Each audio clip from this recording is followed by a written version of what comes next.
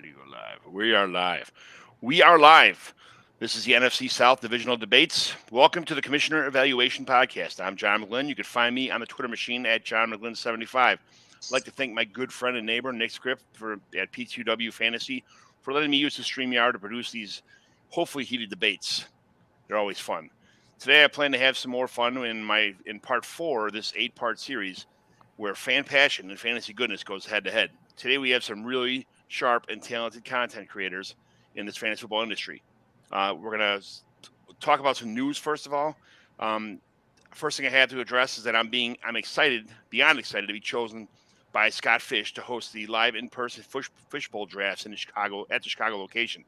I'm already commissioned lots of home leagues, so me doing this for the Scott Fish Bowl and for charity is super awesome. So, and then speaking of home leagues, I just wanted to give a quick shout out to DynastyKit.com. If you're in a standard PPR, Superflex, or IDP league, they have a kit for you. They have Dynasty draft kits with 650 players, 150 rookies. Player labels go from medium to extra large. They even have reusable draft boards. Choose one of their 68 backgrounds or customize your own draft board with your league name, put your league winner, or better yet, the league loser on your board.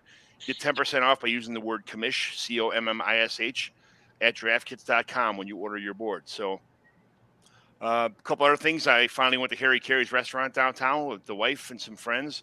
Good lamb chops, terrible half-baked, half-fake mashed potatoes. They were like powdery stuff with mashed potatoes mixed in, but nothing really special. Shrimp de Jean was average. I had a bottle of Jordan wine, which I'm not a big wine drinker. I just tried it, though. It went good with the meal, but I thought it was pretty cool. And then some recent news. We saw Albert Wilson sign with the Vikings.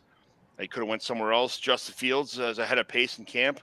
Kyron Williams broke his foot, which I like him. A lot of people don't, but there's enough depth in the Rams chart right now to take care of that. So we are going to introduce our friends here, my awesome people that came on the show to talk to me. So Ashley, at this week's show features the NFC South and has Ashley, EMT_Ashley, representing the Buccaneers, who are trying to make every other team in this division walk the plank. Ashley, introduce yourself, tell what's going on, what's coming down the pipeline, all that kind of stuff.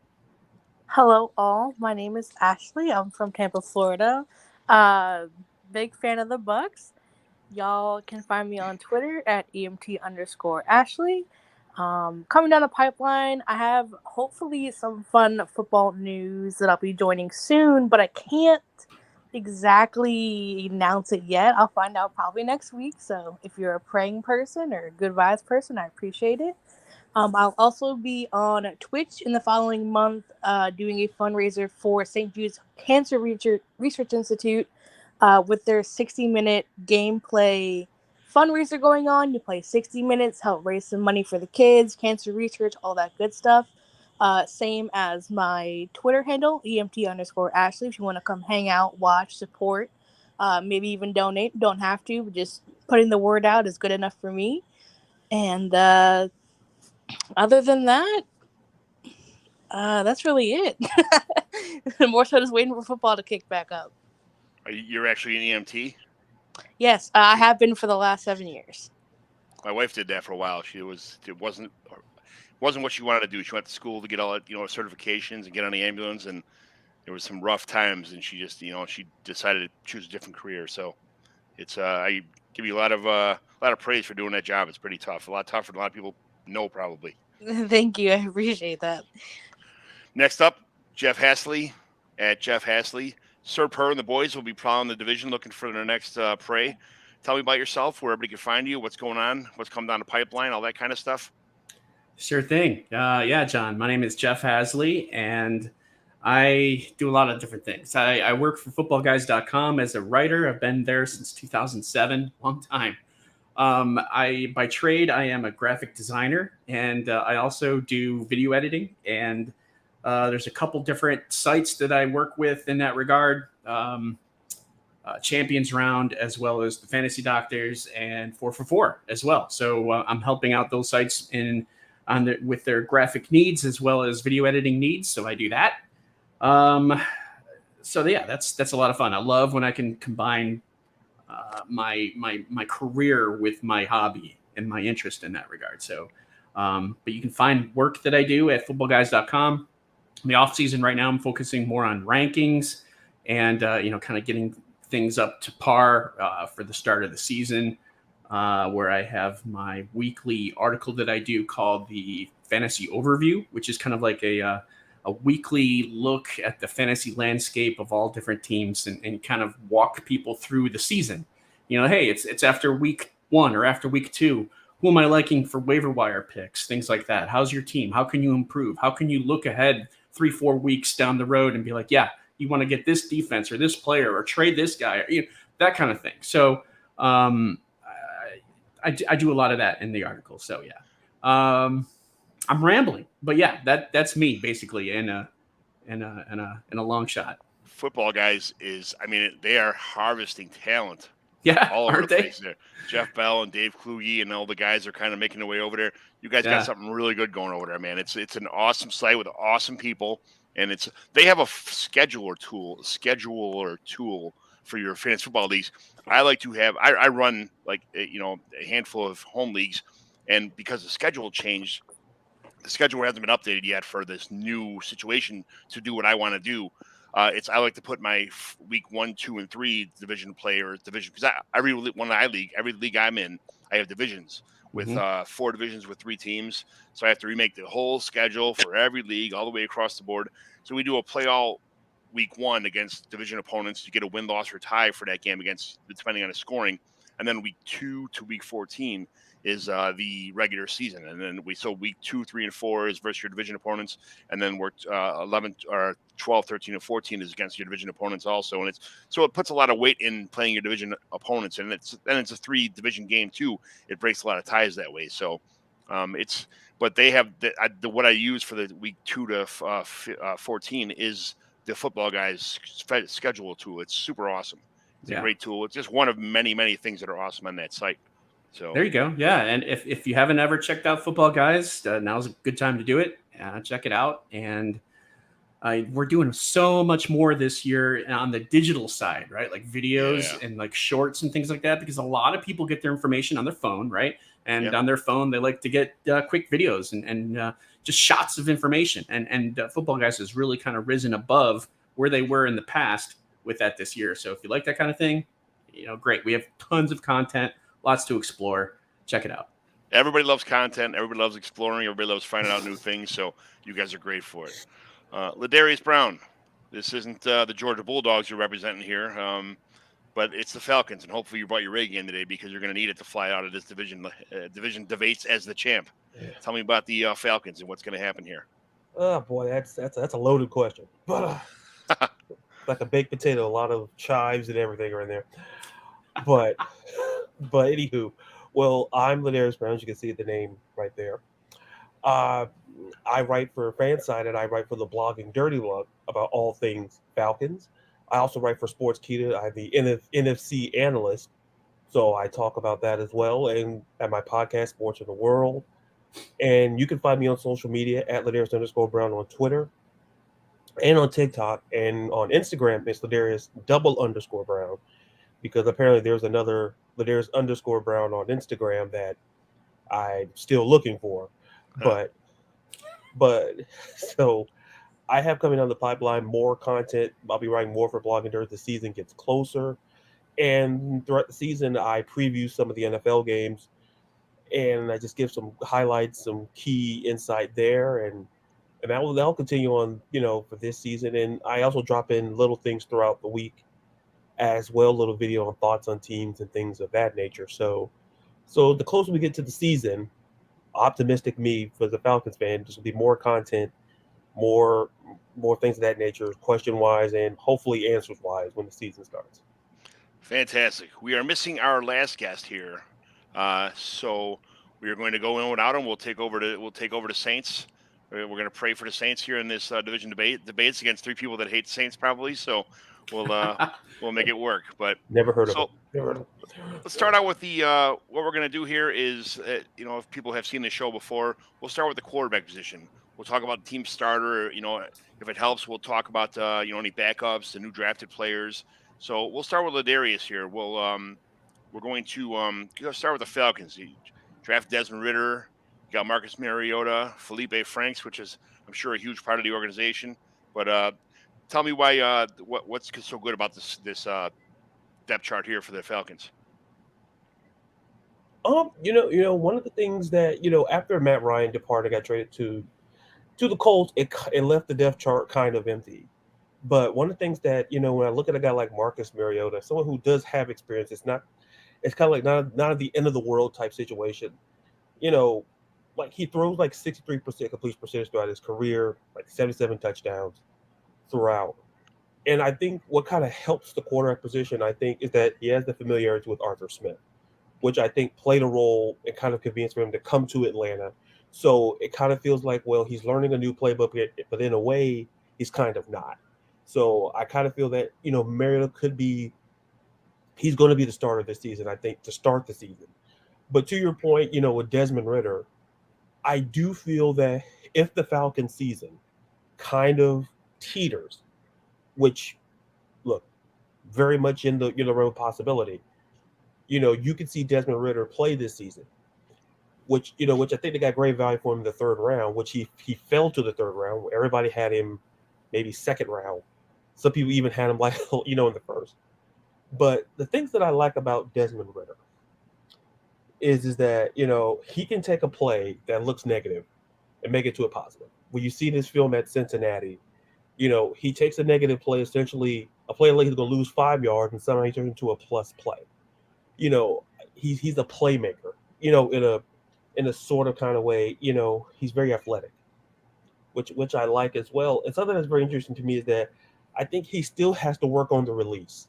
I think the release, between college and pros, that's one thing he definitely has to work on and change. Now, because obviously I believe they look at him as the quarterback of the future, in my opinion, even though despite the third round grade. So to be honest, the quarterback room could have looked a lot worse, because look, there's no replacing a guy like Matt Ryan. There's just no guy in the world who could replace him. And for a lot of years, he was the best quarterback in this division. Pre some guy named Tom Brady, never heard of him, but he was the best quarterback in the NFC, the NFC South. So, like I say, not easy to replace him. But I think with Mariota and somewhere Ridder down the road, we kind of get that transition and kind of get that gap from Mariota to Ridder. But I'm very optimistic to see, essentially both guys play this season, to see essentially what we kind of have under center. I think Mariota's kind of proved this already what he is. I mean, you get a handful of years to see what someone's made of. You have a pretty good gist of what Mariota's going to bring to the table. I think Ridder's a significant upgrade over Mariota. Mariota does love tight ends, though. If you look at some of his stats in the past, he nailed it. He threw to tight ends a lot. So he runs a lot too. Mariota's a good athlete. Mariota's a really good athlete. But I just think Ridder's going to come in and take this job sooner than later from Mariota, especially because this team is, they're starting to get younger. They're, you can see by some of their draft picks, what they're doing, what they traded for. So we'll get to that in the future. But I'm a big fan of Desmond Ridder coming here to take over this team. Not that I think he's, possibly the greatest thing that was in this draft, but I think he's kind of like he's bringing the torch a little bit to the next level from Mariota. But they're gonna have to move on in a couple of years, I feel. But let's go to the Carolina Panthers. So Jeff, tell me about my guy Sam Darnold, because I'm a big Sam Darnold fan, but I think he's not the future here either. But you can explain that to all the folks. Yeah. So wow, Sam Darnold is entering his 5th year, believe it or not, 5th year in the league, and he hasn't exactly done that well, especially last year, probably arguably his worst year as a pro, and he started off fairly decently, going 3-0 to begin the year. Christian McCaffrey was healthy. J.C. Horn, their top pick at corner, was healthy. And the Panthers were 3-0. And Darnold had 6 total touchdowns, with some of which were rushing touchdowns. He was looking good. And then the wheels fell off. And then the offensive coordinator was let go. And just a lot of things kind of snowballed. And, we've heard before, Sam Darnold seeing ghosts. He is not quite sure exactly how to read defenses that well in a fast environment where, his offensive line wasn't necessarily doing him any favors, right? And so he struggled. in that regard. He was throwing interceptions, was turning the ball over, was not scoring on possessions. And it got to him. Eventually, he was injured and was replaced. But then he came back later in the year and didn't really do much of anything. But I think as a Panthers fan, we kind of want to get back to where we were in the past, meaning like the 2015 season when Cam Newton led the team to a 15-1 record, went on to the Super Bowl and lost to the Denver Broncos in Peyton Manning's swan song. Yeah. That's what the Panthers want, right? They and fans want. They want to get back to that. They don't have the personnel really anymore, right? There's no more Luke Kuechly. There's players who are gone from the team. Like Greg Olsen, he's gone, right? Cam Newton himself, most likely gone. The glory days is what we call them, and it was only just a couple years ago, really, if you think about it. But the way I see Sam Darnold, he does have a chance to make an impact, and it's very possible that he could come in under Ben McAdoo's offense and find something that kind of works for him. He's still young. He's only 24. I think he'll be 25 coming up. Yeah. Shoot, we saw, if you look back, the number 1 overall pick for the 49ers, Alex Smith. Remember Alex Smith. Remember how he was not good in the first couple of years, right? And then the definition of a game manager. Yeah, right. There you go. But he started to thrive once Jim Harbaugh came into the picture as the head coach of the 49ers. And then Colin Kaepernick was there, right? Kind of forcing him to compete. Could we potentially see something like that with Sam Darnold? I'm not ruling it out. Hey, I am looking for him to be better than awful. Hopefully that's something that he could be. The writing is on the wall, though, in terms of the amount of time that he has left in the league. He has a real short leash, I'm afraid. And the Panthers are doing whatever they can to find their quarterback of the future. And right now, Darnold is the guy who is, in that interviewer's chair. He's auditioning for that job. And right. I'm not sure if he'll win it or not. As I said before, there's nowhere really to go but up for this Carolina franchise. So, could Darnold be the answer? I mean, there was some good, interesting news that came out today saying that Matt Rule said Sam Darnold had arguably the best practice he's ever had with the team today. Keep it coming. In OTAs, right? He threw a touchdown on a double move to Terrace Marshall, of all people. Yeah. The people have already pretty much thrown dirt on him in the grave. So, I mean, there's an opportunity there. Christian McCaffrey coming back. Is Darnold a better quarterback with McCaffrey in there? Arguably, yes. The offensive line has improved. They have made strides in the offseason to improve that, as well as the draft, and Ike Ekwonu as the 6th pick overall. So there's opportunity. I haven't even mentioned Matt Corral yet, but I think this is Darnold's job right now, unless he just falters. And if Corral is ready, I think we're going to see Sam Darnold week 1, week 2, most likely week 3, and we'll kind of see where it goes from there. And Panthers fans just gotta hope, and you gotta hope that things are going to be better than they were the previous year. So the NFC South is completely loaded with talent at the top with Tampa Bay, right? And then it's New Orleans and Atlanta and Carolina kind of fighting for an opportunity to do something. So that's kind of how I look at it. And like I said, there's nowhere to go but up for Darnold as well as the team in general. I think they drafted Matt Corral out of necessity just to have a backup on the team. I mean, it's PJ Walker is right. We've seen him flash. He didn't have much, but Corral is. I think they were like, hey, we got to do something behind Darnold. We can't move on yet. There's not any elite talent in this draft, but we need somebody. Might as well pick Corral. I don't think Corral's that good myself, but I think he's Darnold level talent, and I think Darnold maybe. I think they're probably somewhere around even. I mean, for fantasy, obviously Corral brings a little more to the table than Darnold does, and he's a fresh start. We don't really know we haven't really unlocked all of his everything he could bring to the table yet. So They're going to. I think they're looking to see what Corral can do, but I still believe in Darnold. I'm a Darnold guy. I always have been, and just not even talking homerism. We saw what happened when you had healthy Christian McCaffrey, healthy DJ Moore, healthy everybody on the team. The team functioned very well the first couple of weeks, even if Darnold didn't have to throw the ball that many times. Corral was Darnold was a perfect situation, a game manager. He turned the ball over a couple times, made some stupid plays, but it wasn't that often. He kept them in games, and he was, like you said, he was on a hot streak. And like when McCaffrey went down, the wheels fell off, and he wasn't good the enough bottom to lead fell out. he couldn't leave the team by himself. He's not built that way. But if everybody stays healthy, which is a definite knock on wood thing, I think Darnold could be the quarterback they want going until they find the replacement. So that's it's something that only time will tell. But let's I'm not sure when Alvin's going to be here, so we'll move on to the Saints. And my favorite player in the entire NFL, Jameis Winston.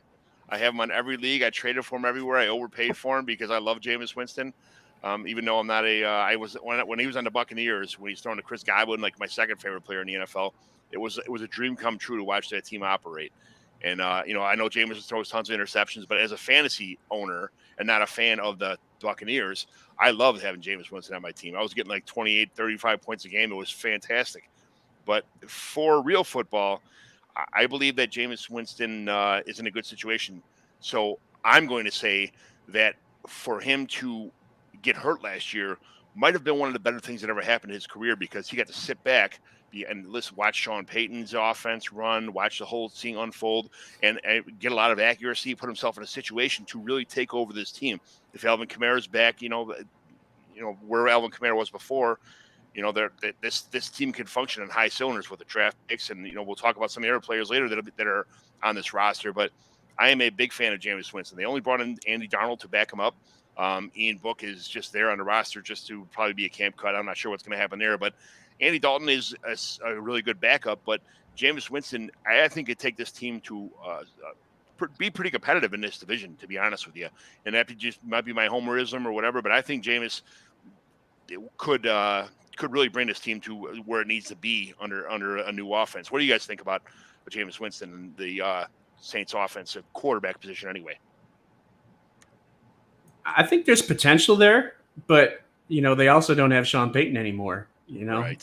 So that's going to be an interesting development of what that offense is going to look like, right? So there's some question marks there, and question marks around Michael Thomas, even Alvin Kamara too.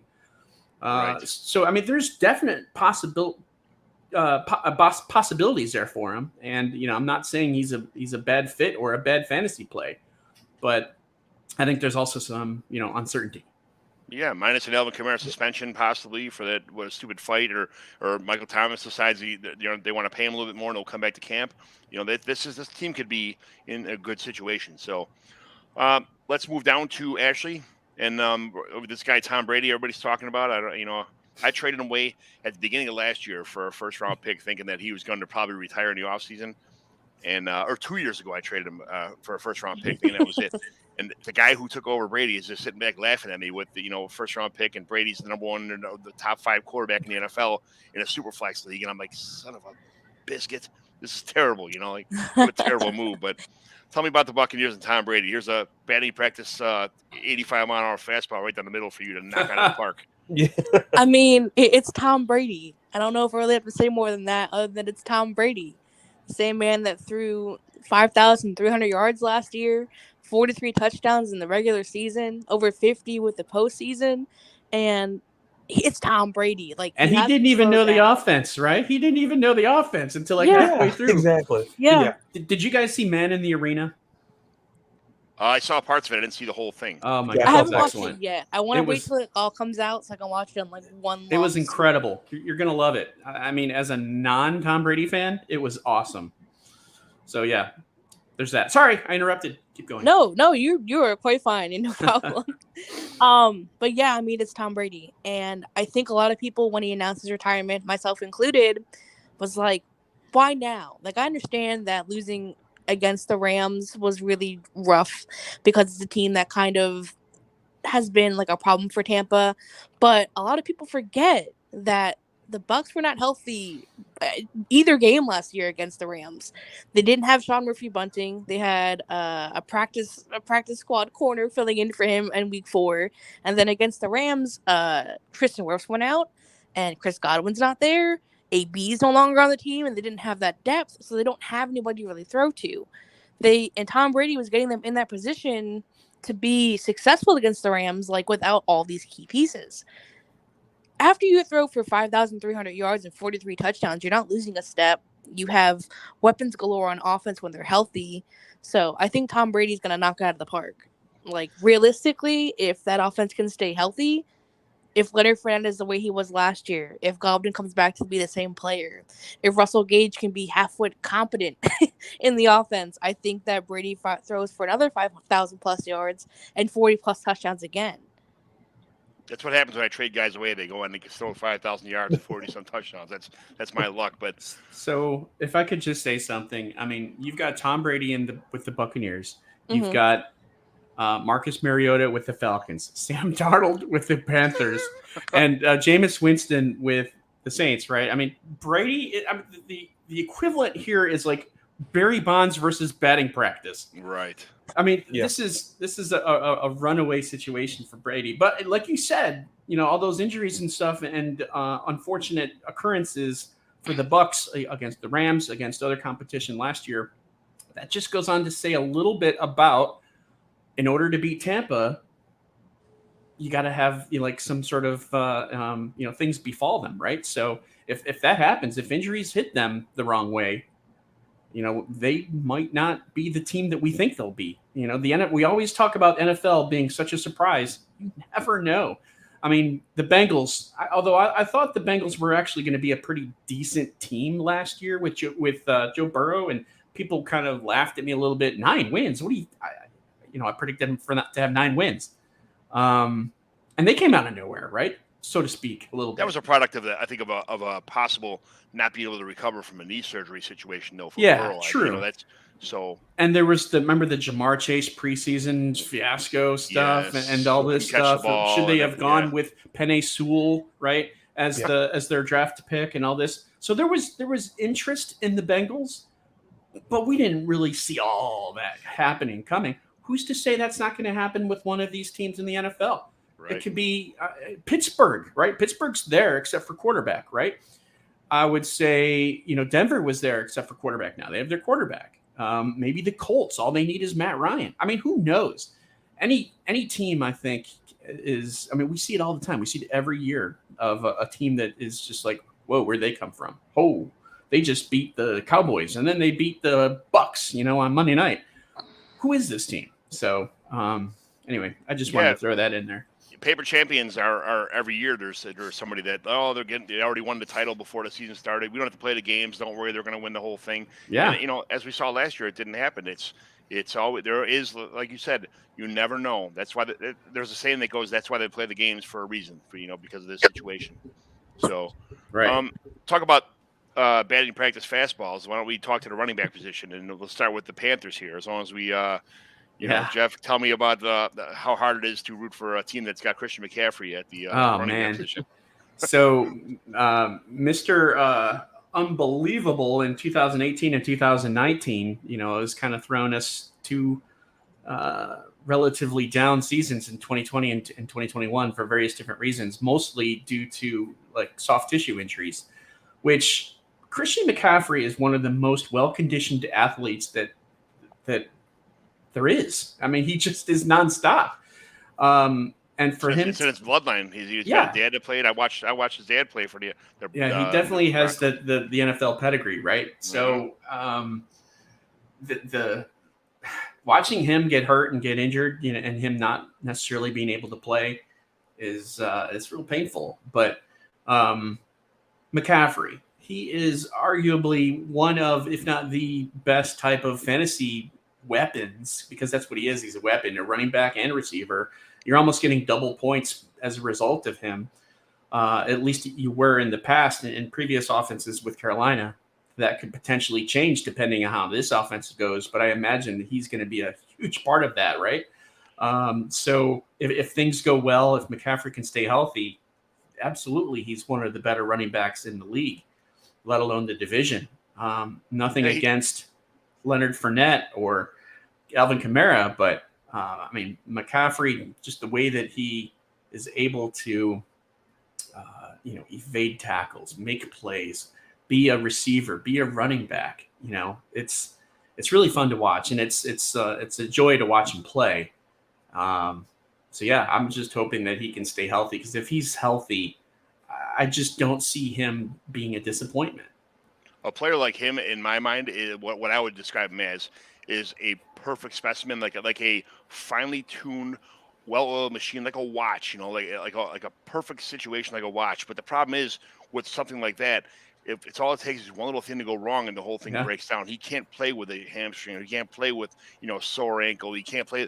He can't unless he's 100%. He's not Christian McCaffrey. But when Christian McCaffrey's 100%, you are getting 100% of one of the finest athletes in the NFL. So it's I hate seeing these players play from the time they were in fourth grade or kindergarten, like when most of our kids started, all the way to where they're at. They're reaching the NFL. They're achieving their dreams, and they finally get there. And stupid stuff like this, these hamstring issues and fine tissue, takes somebody out of the element. So it's a tough situation. But they got Chuba Hubbard back there, who he was pretty highly touted recruit coming out of college. So plus Deontay Foreman too, who 4 years after having an Achilles tear injury, he's finally able to kind of come back and at least show something with his time in Tennessee, taking over for Derrick Henry, who had that Jones fracture last year.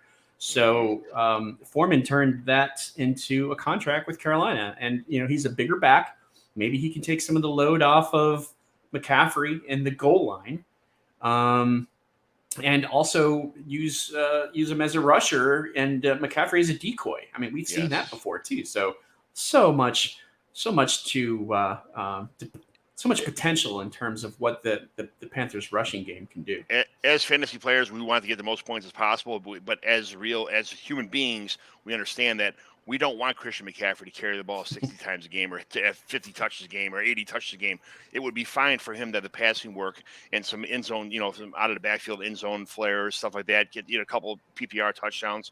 But him at 3/4 of himself, I'm not talking about like physically wise, but him at 3/4 of himself as far as production wise is still a very good fantasy football day. So I'm happy that they're signing these players, Chuba Hubbard and Deontay Foreman, to take some of the work away from him, especially the between the tackles and goal line stuff, because McCaffrey doesn't be doing that kind of stuff. He's not built like that. He needs a break. He needs to be Christian McCaffrey in the open field and do the things that Christian McCaffrey does. So I'm happy they're signing these players to kind of to help him out.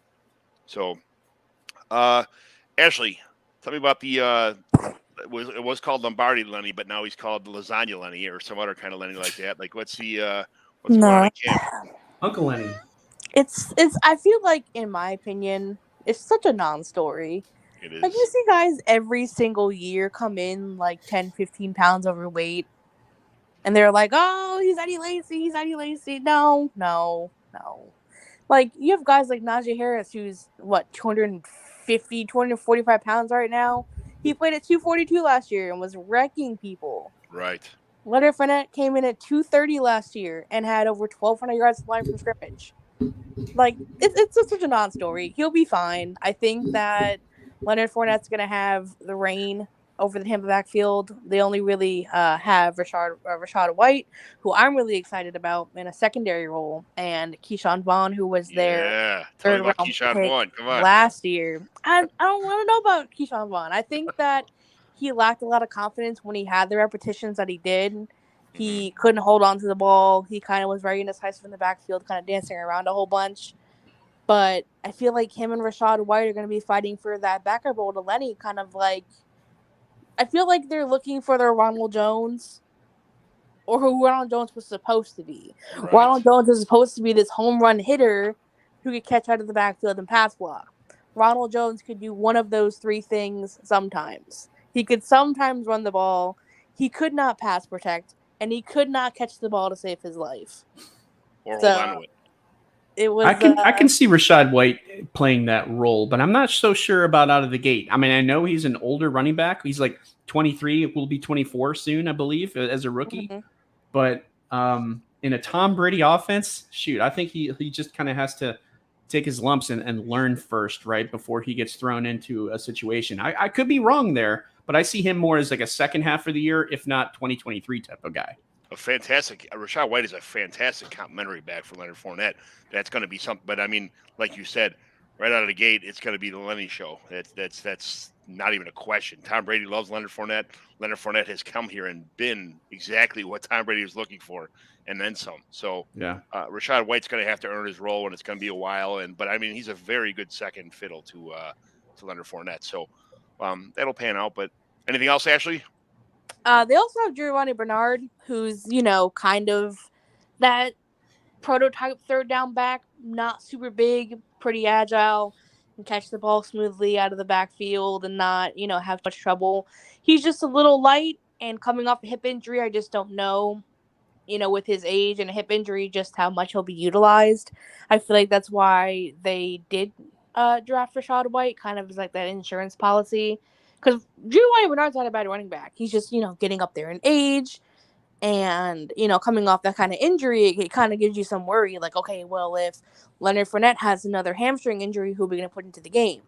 Keyshawn Vaughn's not proven, and Bernard is kind of, he's not that back you're going to give the ball to 30 times a game anymore. He's just not. So Right. I definitely think that'll be more so. If I had to break it down percentage-wise, I think we'll see maybe like a 70% Lenny, and then a 15 to 20% either Keyshawn or Rashad, and then maybe like an extra 10% of Giovanni Bernard, kind of like on third downs or like on a route or something like that. But I think the running game is going to be much more versatile than it was last year. Ronald Jones just couldn't do enough to add that element of surprise. Like when you saw Leonard Fournette in the field, it was either going to be a run or like a check down. But when you have someone that can go out and run a route or pass block and add that extra protection for Brady, you can kind of switch things up. So hopefully they're more dynamic and more versatile in that aspect. Yeah, 70% is a pretty big load for anybody. So hopefully, he's going to shed all that weight real fast if he's getting 70% of the carries. They didn't really run that much last year, too. I think they were the fewest carries of any team. I mean, when you pass for 5,000 something yards, your rushing yards is probably going to be pretty low. But that's no knock on the Bucs at all. It's just that Brady felt more comfortable passing for about 5, 6, 7 yards versus trying to rush for 4, 5, 6, 7 yards. So I mean, that sideline pass that he does so well, or the swing pass, a swing or slant, whatever. If you can get 6 yards on that, why run? Right. And Brady has perfected that because he understands defenses, understands, of course, the offense, which actually took him half a year. But the fact that he can do that, and he has the personnel to do it, and the fact that he also had Rob Gronkowski to almost be a decoy and at times be a great blocker, that helps. Yeah. Hilarious. Tell me about talk about 70% workload. We got Cordell Patterson on your team, but they brought in Tyler Algier in the draft, Damian Williams, a couple other guys in this team. But what do you think is going to happen this year with the Falcons backfield? It's a very good question. Without a doubt, I like Cordell Patterson a lot. Everybody does. He outplayed his contract. I think, I love it. One of the things about Cordell Patterson, listen, not only was he a great running back, he was great for this offense, period. He had, listen, obviously he led the team in rushing touchdowns, but, kind of like those ESPN 30 for 30, the what if I told you, he also led the team in receiving touchdowns too. Right. That's how good Cordell Patterson is. And, he was third in receiving yards and receptions as well. And to your point, Damian Williams, to me, I like the sign because to me, as much as I had so much optimism for Mike Davis last year, I really did. I truly did. I think he was going to be the guy to complement Cordell. But, I just don't think the running game wasn't there, albeit the offensive line wasn't that great either. So, however you want to shift blame or focus there. But kind of like with Damian Williams, he's kind of their third down back to me. Mm-hmm. I like Damian Williams. Like, it's one of the things where you can't really look at the numbers with Damian Williams. Like, he's a guy that, listen, he's also a very solid pass protector as well. I heard Ashley kind of talk about that as well. And I think that how essential it is for running backs now as the game is evolving and changing.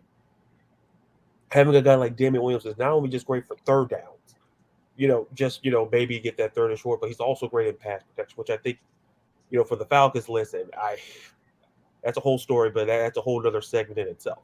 Right. But the interesting matchup, the battle to me is going to be that this is going to be a 3 running back committee. It's going to be very interesting to see. Like, so you mentioned Tyler Algier, who we drafted in the 5th round out of BYU, and then you still got Quadri Ollison, who's still on the team.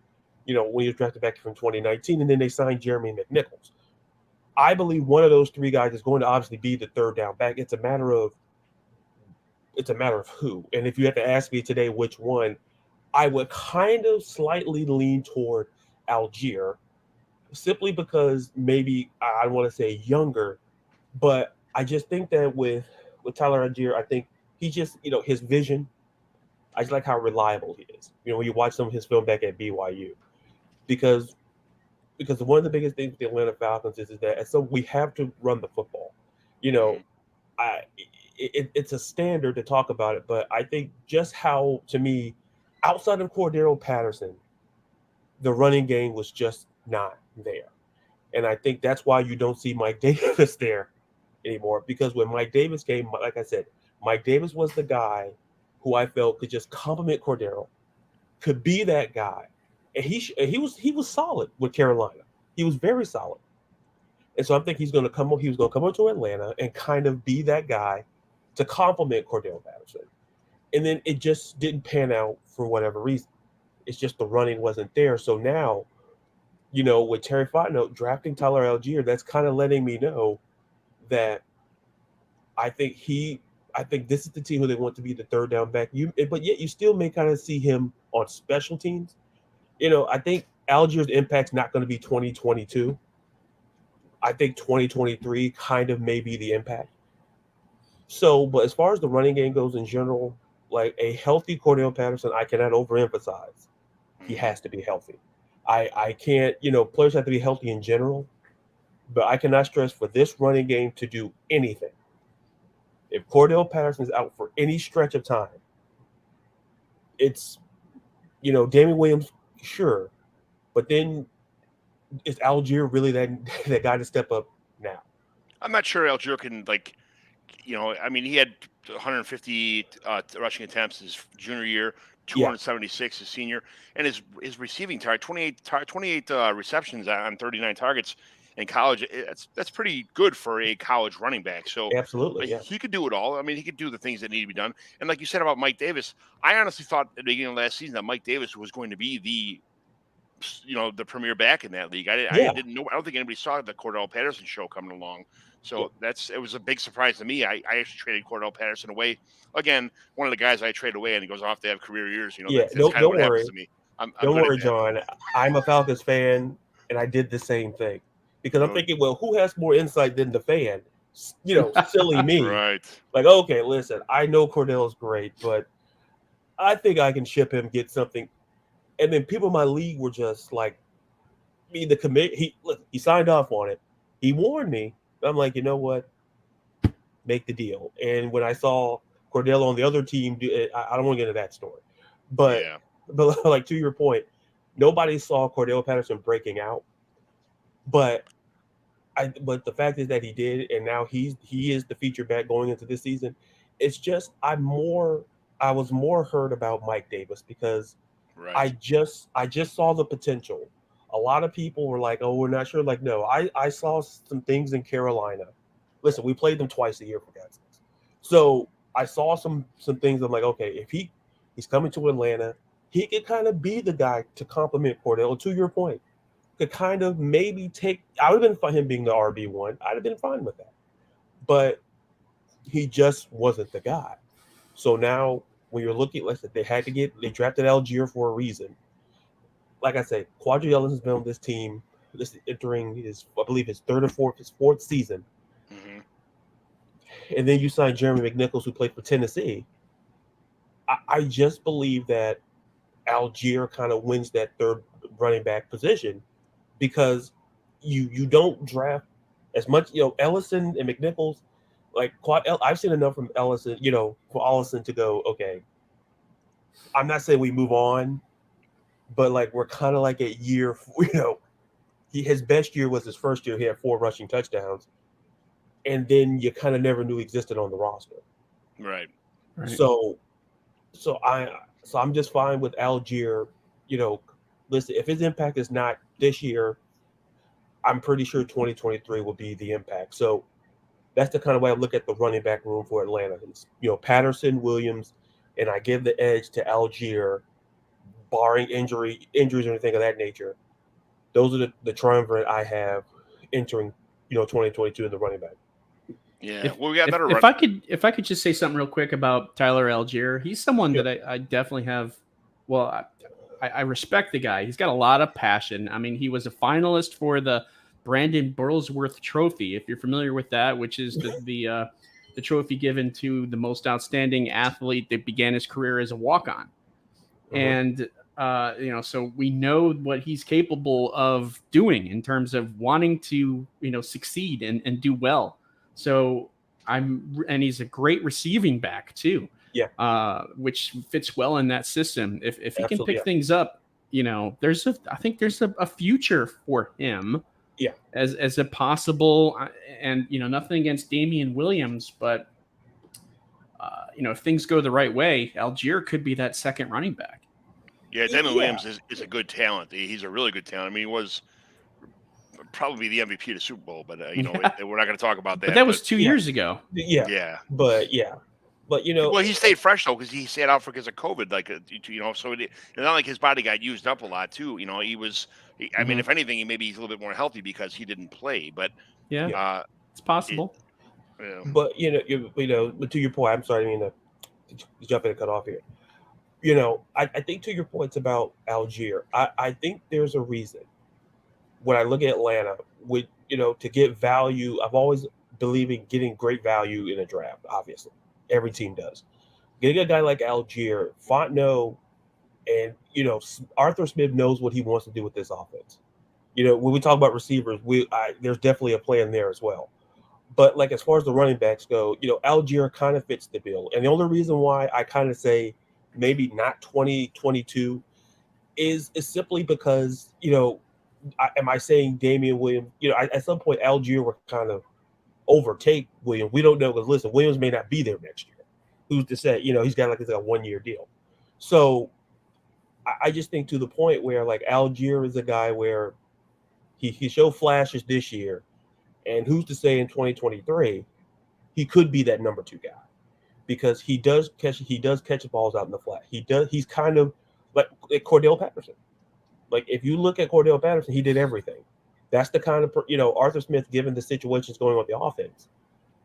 Cordell Patterson kind of blossomed because the whole Calvin Ridley situation and everyone was quadruple covering Kyle Pitts.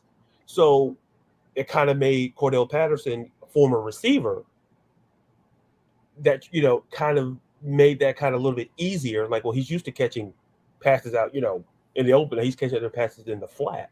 So I think that's a reason why Cordell Patterson kind of played the way that he played last year and led the team in receiving yard because that's the type of player he was as a receiver converted to running back and kind of fit the bill. So, but as far as Algier goes, Algier has the potential maybe to be that second guy. Maybe, like I said, maybe not this year, but I think he's a guy to look out for in 2023. Absolutely. A guy we are looking out for in 2023, though, or 2022 anyway, is Alvin Kamara. We're going to jump to the Saints here.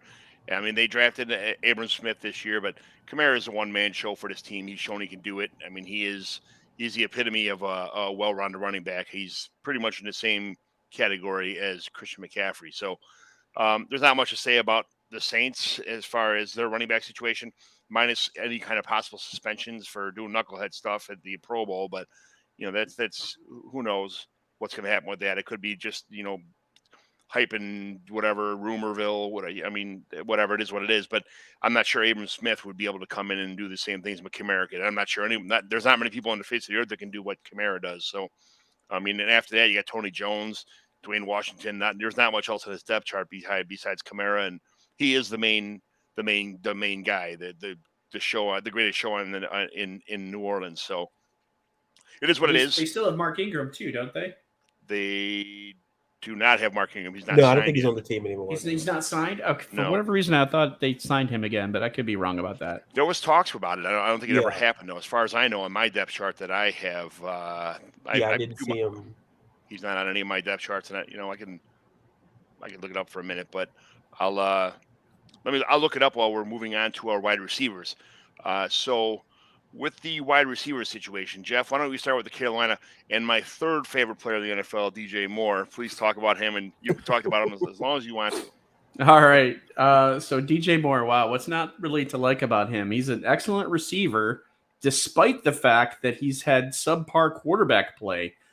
Finishing in the top 20 each of the last 3 years in terms of fantasy numbers, despite not even ever exceeding 4 touchdowns in a season. So he is, I want to say he's a fringe elite receiver. And if he can figure out how to score more touchdowns, I mean, he's there. He is just there. And, he's had over 1,200 yards combined rushing and receiving in the last 3 years. No other receiver can say that. No other player can say that. No other wide receiver can say that. Sure, running backs can. I look at Carolina's wide receiver room, obviously starting with DJ Moore, who I just mentioned. He's developed into a good route runner. I've seen him run excellent routes where he's baiting the corner, and he fakes one way and goes the other, or waits to the corner, commits and bends his hip, and he goes the other way to get more separation. I mean, there are wide receivers that are excellent in the league who put up big numbers who can't do that. Right. And, DJ Moore is shown that he can, and he's done well, like I said, without really strong quarterback play. After Moore, you've got Robbie Anderson, who, of course, he knows Sam Darnold from his time with the Jets. And, I see Anderson as a typical type of, number 2 type of wide receiver, really nothing more, nothing less. He's really good. He's fast. He's good at getting open deep. But the reason why he kind of struggled recently is because he didn't have time to run routes. The offensive line just could not handle the pressure, and Darnold wasn't able to allow him to run his route. How many times do we see receivers struggle with the reception percentage understanding statistic when the offensive line is weak and the quarterback is weak as a result? We've seen that time and time again with other receivers as well. Going back in time, Chris Chambers was a perfect wide receiver for that. Remember Chris Chambers? I sure do. What a good receiver he was. But on the offenses that he played on, he never could finish his routes. Robbie Anderson is kind of that guy for me. He had 95 catches or something like that 2 years ago, which I completely saw as a career year. That was when McCaffrey was also hurt, and he was used more. Curtis Samuel was on that team back then. That was when Carolina had 3 receivers in the top 30. Teddy Bridgewater was the quarterback. I think there's room for improvement for Anderson compared to last year, but I mean, he's not moving mountains, and I don't really see him as someone who could be like I'm not even sure he's fantasy relevant at this point because the Panthers offense isn't necessarily that relevant. They're not designed for that type of offense. They're not designed for that deep playability. Yeah. Right. Not particularly. Exactly. Right. So, I mean, it remains to be seen what Ben McAdoo is going to do. But like you said, that's not really his cup of tea. Right. So that might be another reason why, he could at least struggle with big plays. And don't get me started about Tyreek Hill and the Dolphins, but I kind of think that's going to happen there too. But anyway, Terrace Marshall's the guy that I want to talk about because a lot of people were really high on him coming in, but he was young. He was 20 years old as a rookie, Right. and he recently turned he turned 21 going into his rookie season. Now he just turned 22. He's younger than I don't have the list, but I mean, there's like 5 or 6 rookie receivers this year. Chris Olave, Treylon Burks, Jamison Williams. He's younger than all those guys. To be fair, those guys stayed in school for an extra year for COVID. Right. Just to be fair. Right, exactly. I mean, he came out young. And, kind of just like Javonte Williams did, right? Mhm. So there's I want to say there's still some meat on the bone that we haven't seen with him. I think that he's going to be more involved in the offense. He's not going to be a fish out of water in terms of understanding the playbook this year. I think that's going to come a little bit easier to him, despite the fact that he's got a new offensive coordinator. But now he at least knows routes and route concepts and understanding what he needs to do, how to read defenses. He's got DJ Moore on his team as well, helping him. And anytime you have Christian McCaffrey in your lineup, your entire team is going to be better because everyone's going to be focusing on him, not just as a rusher, but as a receiver. So there's room for improvement for Terrace Marshall. Like I said earlier, I don't think it's time to put dirt on his coffin.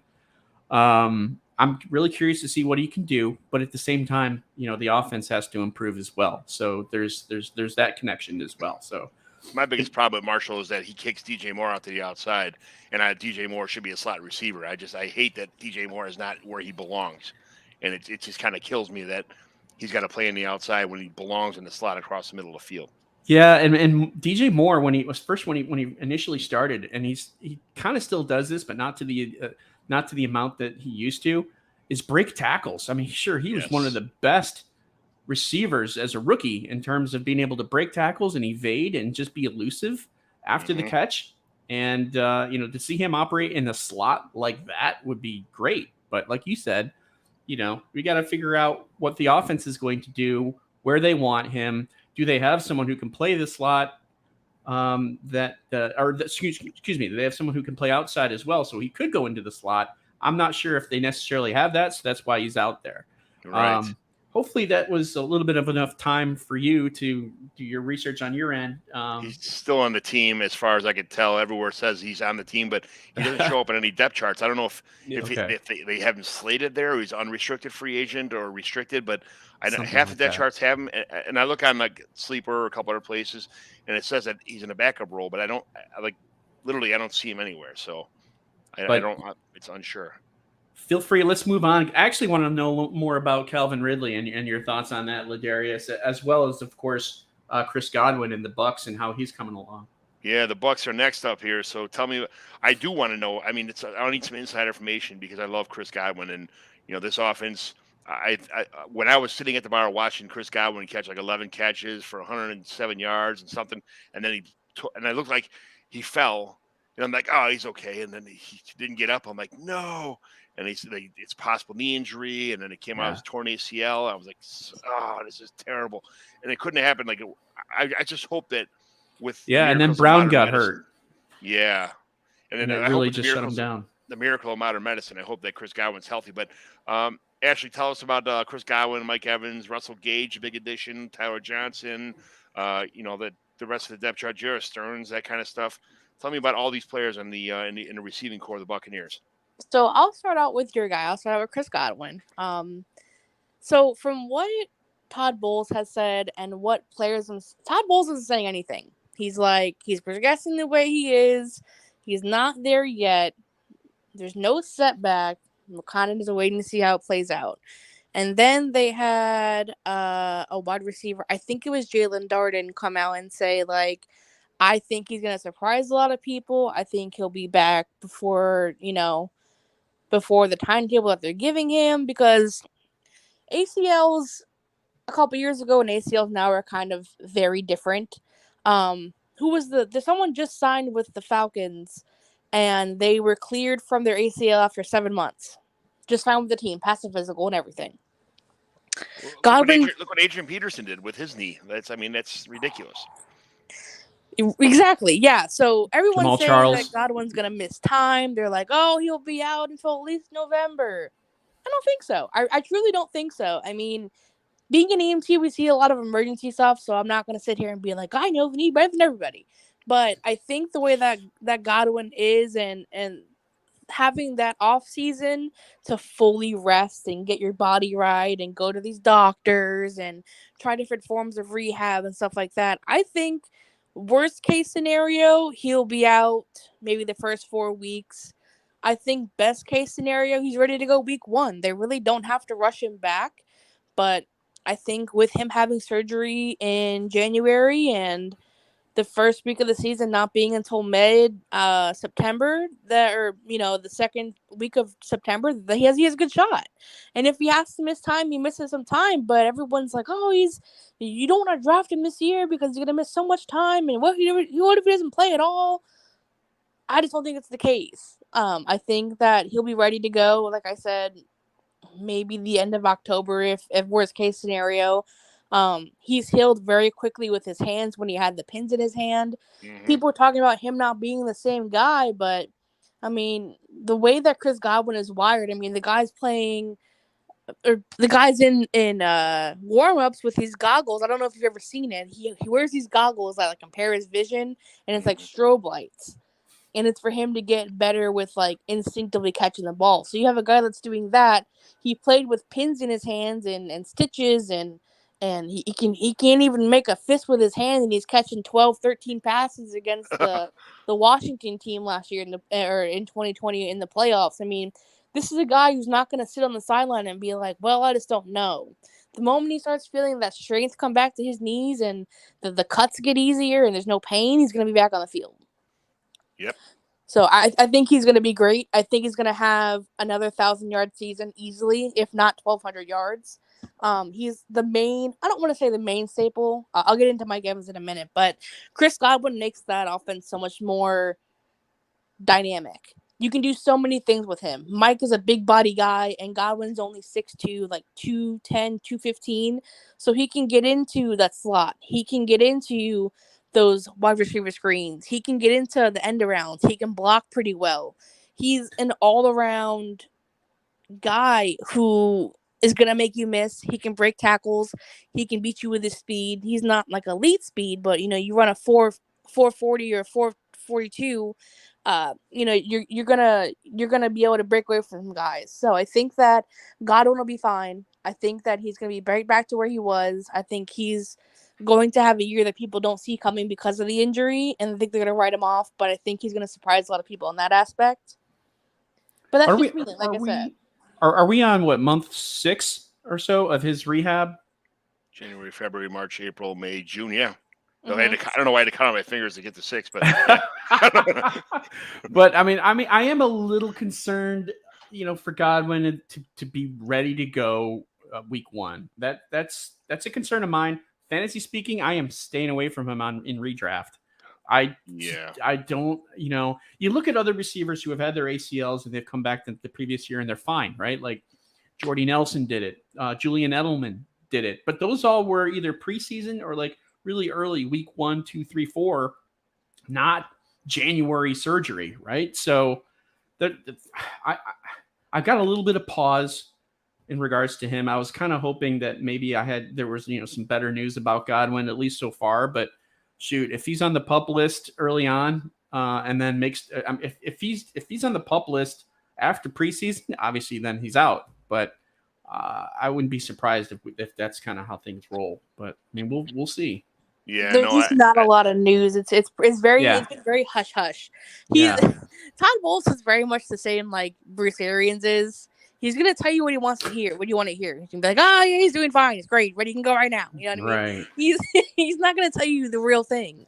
So as we get closer to training camp and preseason, we'll hear more. And once you hit that 7, 8, 9 month mark, you're going to hear more of, oh, he's starting to run. Oh, he's catching passes. Oh, he's making cuts. I'm not saying automatically or immediately. Just you'll start hearing that and seeing where he's at, or oh, we're giving him more time, or oh, there was a setback, because you're in that gray area right now with the recovery where things can either get sped up or things can get pushed behind. So they're kind of in that gray area of just waiting and getting more scans at the 8-9 month mark. health-wise, it's concerning, but transition-wise, coming back and playing with Tom Brady, I think they were on 100% on the same page where he needs to be. So the football side transition will be flawless. Just getting to that point where he's clear for the doctors, going back on the football field. Obviously that's the biggest obstacle. But I think he'll be faster. A lot of players don't get to come back from an injury to Tom Brady throwing them the football. That's the difference here, I think. So yeah, I agree. they brought in Russell Gage. I think that's just an insurance package. I mean, Russell Gage is a really good receiver, but I don't know if that's the answer for he's going to be able to do Chris Godwin things. But he is pretty good, but he's not Chris Godwin. So, but Evans is kind of a boomer bust player. I mean, he has some really good games, and then he just gets lost some weeks. Tell me about him. So,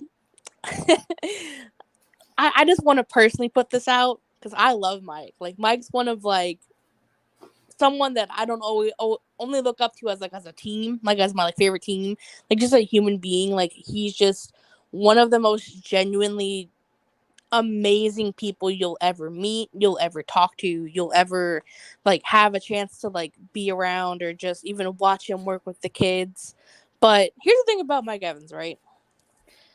People love to say that he gets lost in games or he's just not around, but Mike Evans is that type of guy who's going to see the double teams. There's a reason why Godwin gets open so often outside of his ability to run routes and the concept of running, slot in and slot out or those out routes or those bubble screens and whatever and whatnot. He's 6'5", 235 pounds and runs a 4.50. There's not guys that size running that, and it's even faster in person. He's had 1,000-yard season since he's entered the league, right? He had a career year in touchdowns last year with, I think, 13 or 14.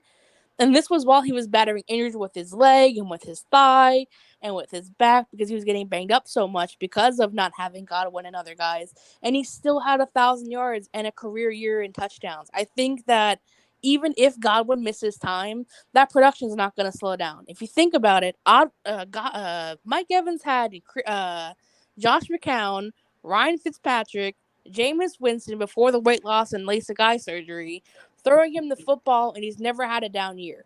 1,000 yards every year for the last 8 years. 1,000 yards every year. And every offseason we have he misses games. The touchdowns. He's going to be double teamed. At some point, there has to be a discussion of maybe he's just that good. Maybe he's just a different breed where it doesn't matter what situation you put him in, he's gonna come through. And he doesn't have to be that guy that gets 8, 10, 12 catches or 8, 10, 12 targets a game. He can do it with 5, 6, 7, 8 targets. It doesn't have to be a mass production. He can beat you deep. He's great on the comeback. You can hit him on a slant. You can hit him on a fade route. He has that big body mentality with the same elusive speed. I don't want to say elusive, but it's sneaky speed where he can get behind you if you're not paying attention. He's gone against some of the bigger corners against Darius Slay in the playoffs. Perfect example. He ate Darius Slay up all game long in the playoffs. He went off against who did they play after that? Jalen Ramsey. Everyone's like, oh, Jalen Ramsey. Mike's not gonna have a game at all, especially with no Godwin. And he had over 100 yards and a touchdown. At some point, we have to give Mike Evans his respect. He's going to do what he does. He's only getting better. I think he just turned 28 years old, and he's just now hitting his prime and his really just getting into where he's comfortable and trying out new things to make himself even better. He didn't have that before. Now he has Brady, the greatest quarterback of all time, throwing him the football. And he's not having Jameis throw him overthrown balls. He's not having Josh McCown throw him a football. You know what I mean? So I think he is someone who's going to have another 1,000-yard season. He may even have another 10 touchdown season, especially if Godwin misses time. It doesn't matter if you double team him or not. He's going to get his, just like he did every other year. So like clockwork, yep. He's top. Set it and forget it. Especially best ball. Oh my God, he's a best ball king. He is a best ball. Those are those boomer bust games, but when he booms, he sure booms, man. That's yeah. Set it and forget it. That's Mike Evans. Speaking of boom, Ladarius, tell me about the Drake London signing and Calvin Ridley and all and Brian Edwards, who I like, and Alameda Zacharias, those kind of deal. Tell me about the Falcons off receiving core. I'll address the Calvin Ridley situation. Drake London, that pick doesn't happen if Calvin Ridley's playing in 2022. That's always been my stance, and I understand why Fontenot and Arthur Smith. Listen, I get it. Initially on, I was very upset. I won't go with the things that I said that draft night, but through time, I understand that. Listen, this wide receiver room needed a spark, and when Calvin Ridley was essentially done for the year, getting the best receiver, in my opinion, in the whole draft, I think was the right move, because I look at a guy like Drake London, look, 6'4", 219, he can be a slot guy, he can play on the outside. Like, the only real nitpick, and it's a very nuanced nitpick, is just his release. Like, but once again, he's that talented, he'll pick up and figure it out. So arguably, I think he walks in as the wide receiver 1. Now, wide receiver 2 becomes interesting because I really, really like Brian Edwards. I really, really do. When I saw we signed him, I'm like, we got value. Because in a room where we just need bodies, essentially, getting a guy like Brian Edwards, look, 6'5", 212 pounds. He had 3 touchdowns with the Raiders last year, which I believe was like, he was tied for second on the team in touchdown receptions, if I'm not mistaken, last year for the Raiders. I think he's a guy who could come into that offense where the passing game, I don't know, it may become a more of a balanced offense, but right now, he's a guy, obviously with his size, he can win a couple of jump balls. I think that was the Falcons' plans going into the offseason. Like, we got to get tall receivers. Because what else did they do? They went outside Auden Tate, too. Auden Tate is, 6'5", 228. Another big dude, yeah. And Auden Tate, I think he got lost in the shuffle in Cincinnati. Because when you have guys like some guy named Jamar Chase and T. Higgins, you got Tyler Boyd, it's very easy to get lost in that shuffle. So I think he could come in as a guy, compete for that wide receiver 2 spot. But, I want to kind of talk about the slot position because you brought up Zacchaeus, who, once again, he's one of those guys where I need to see something. I just need to see something because, listen, they brought in Damiere Byrd to kind of compete with him for that slot position. And, from Chicago. I think when I look at the way this Falcons offense is constructed and the way it's built, I kind of am of the belief that Zacchaeus has to do something. Because at this stage in the game, there's no excuses because you can just be how can I phrase this properly? There's room to grow because I don't think there's as much pressure on Zacchaeus. Right. There's no pressure to be like, well, I have to be this number 2 guy. No, you don't have to do that.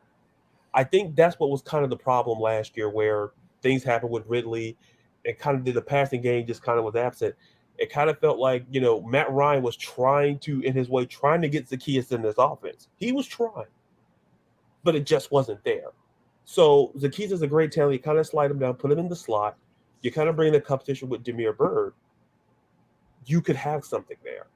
But when I look at the way this room is constructed, I haven't even talked about, Frank Darby and Geronimo Allison. Like, there's solid wide receivers in that wide receiver room.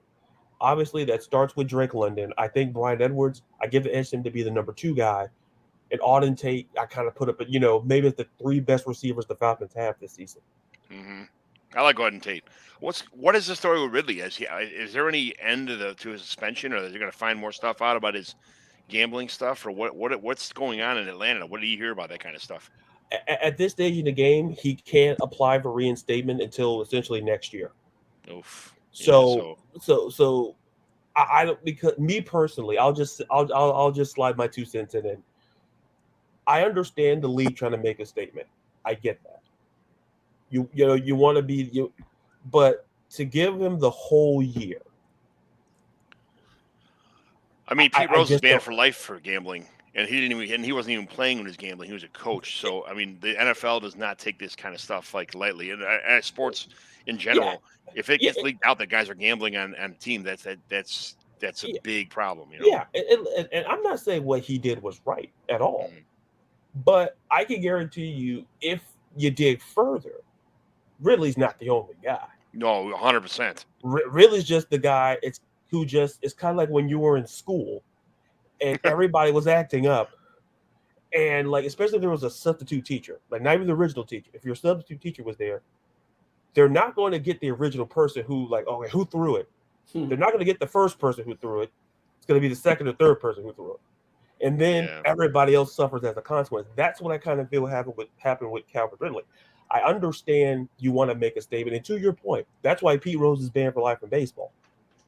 But I also say this: I always like, Ridley's just the guy who got caught. Other players in the league do it, and I understand you want to make that statement. So essentially, and this goes right back to the Falcons. It literally changed what the Falcons were going to do draft wise because I really felt that if you had a Calvin Ridley, they would have probably addressed the defense. Right. In the first round of the draft, they probably would have saw a guy like Kyle Hamilton was falling. They were going to get a guy, maybe a Jermaine Johnson. Out of FSU. They were going to probably go defense, but when arguably your number one receiver going into 2022 ain't going to be there for 2022, you got to draft the best receiver on the board, which is Drake London. Now, I'm very optimistic about what Drake London can do, but the bigger question is what's behind Drake London. If Right. Brian Edwards, can he be that number two? Auden Tate's a guy that I say to be on the lookout for. Like I say, he just got lost in the shuffle in a very good Cincinnati wide receiver room, where when you got Jamar Chase, T. Higgins, and Tyler Boyd, it's very easy to get lost in that shuffle. It sure is. It's very easy. So Auden Tate, wanted to go somewhere where he felt he could be a starter, and you see it all the time, especially receivers like, well, I can be a number one or number two guy. Auden Tate has that chance this year to potentially end the year as a number two receiver, and maybe to compete with Brian Edwards for that number two position. So I think Calvin Ridley's absence changed the dynamic of this wide receiver room, obviously the fantasy dynamic, obviously. So now it doesn't help that much when you got Marcus Mariota throwing the football either. When you got a situation like exactly, it kind of makes where there was value, but then once again, like when you have a Marcus Mariota, who, like I alluded to earlier, I don't think he's terrible. I think he's there. He fits what Arthur. It's about familiarity. I think the thing I'm learning with Arthur Smith is that he wants to surround him with guys who he's just familiar with, and like I said, he knows. Listen, he knows Mariota well enough to know. Okay, well, this is what is expected. I don't expect Mariota to be like Tom Brady and throw for 5,316 yards. I'm not expecting that. If that happens, then I'm going to go to Atlanta myself because I got to see it for myself. So I just kind of feel like this wide receiver, there's optimism. I think Drake London, has kind of lifted up that room because it was very dark in that wide receiver because we didn't know what the plan was. Drafting Drake London became the plan. It's just what's going to happen after that, because we know how he is. We know he's the number one guy, but the question is going to be going into the season, and it's going to figure itself out. Is it Brian Edwards? Is it Auden Tate? Could a guy like, what are we going to get out of Zacchaeus? I think a lot of fans are asking that question. I know I've been asking that question the last 2 years. What the world are we going to get out of Zacchaeus? So I'm just very optimistic about this wide receiver room going into 2022. Yeah, I mean, there's a lot of good receivers in this whole division. I'm going to jump to the Saints right now with, Chris Olave and Michael Thomas. If he comes back, gets, like I said before, I think the biggest pain in his body right now is his wallet. I think he's waiting for a contract extension or some kind of money to lock him up. They brought in Landry, which is not, I mean, it's not a good sign for the Thomas situation. But I like Marquez Callaway. If Thomas doesn't show up this year, I think Callaway could be a nice addition to this. A nice fill-in anyway to what Thomas could have been. But nobody's Michael Thomas. Nobody can do the things Michael Thomas does. He's a slant boy. You call him whatever you want to. But I mean, he broke the NFL record for reception. So this is a really good offensive system, also offensive wide receiving core anyway, for Jameis to work with. I just hope that Thomas comes back and is able to solidify this entire core here. Anybody else got anything to say about the Saints before we move on? I like the fact that they got Jarvis Landry. Yes, I think that's the fact that he's kind of coming home in that regard. Yes. Just like Tyrann Mathieu as well. LSU returning back to New Orleans. So yeah, I think that Landry is going to have a fairly big role. I see them with Thomas, Landry, Olave between the three. Not necessarily, I don't know if Olave is going to break 750 or 800 yards receiving like some people think he might. He might be it might take him a little bit of time to get going, but he definitely has talent. And if not midseason, definitely next year. But I think this is more of Thomas and Landry in 2022. I don't really see a whole lot from Olave this year. Yeah. At least I can be swayed differently, but that's kind of how I'm leaning at this particular time. Yeah. I think to your point, I think my cap on Olave. I think 750 is a solid season and it's not a knock on Olave. Mm-hmm. I think, like to your point, I think you draft him for this year, but essentially you expect bigger and better things in 2023. This is all about bringing Jarvis Landry. It's all about Michael Thomas. If those two can click, if those two can figure it out, and you got Jameis Winston, and look, Jameis Winston for all, I like the way he plays, and I hope I don't want no Saints fans saying that. Oh, I like Jameis. Like, no, let's not get that far. But what I will say is that the way that he plays, I think if he has this Saints offense has the potential to be something very, very, very, very good. If those two, I'm not, like I said, not expecting a whole lot out of Olave. Not saying he's not going to be a talent down the road, but give me Landry, Thomas, and you give me that and Jameis Winston. And listen, that LASIK doing wonders. Listen, that Saints passing game could be something, and I'd be very interested to see what that passing game would look like without Sean Payton. More important, yeah, Chris Olave is what Jameis Winston loves. This guy's 6'1", 185, runs a 4.39 40, and he's good. I mean, he had 32% college dominator or something crazy like that. I mean, he's an exceptional player. So if the middle of the field is if the safeties and everybody has to stay close because they operate mainly in the middle of the field, and Olave can burn down the outside, which Jameis loves hitting his guys downfield. Olave could be something special. I think even somewhere towards the middle of the end of this year, I think you'd see Olave really kind of break out in this offense.